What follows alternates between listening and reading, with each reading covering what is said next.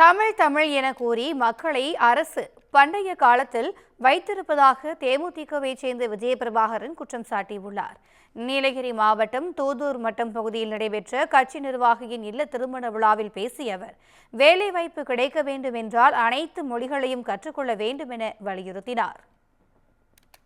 தமிழ் நம்ம வேணான்னு சொல்லல, தாய்மொழி தமிழ் தான். நம்மளுக்கு எந்த மொழி நம்ம கத்துக்க வேணாம், சரி தயார். ஹிந்தி நம்மளுக்கு வேணாம், தயார். அப்ப ஆளும் ஆட்சி 100% தமிழ் கத்துக்கணும், 100% வேலை வாய்ப்பு இங்க கொடுக்கணும். நீங்க 100% நீங்க இளைஞருக்கு வேலை வாய்ப்பு கொடுத்தீங்கன்னா நாங்க தமிழ்நாட்டுக்குள்ளேயே இருக்க போறோம். நாங்க எதுக்கு அந்த மாநிலத்துக்கு போறோம்?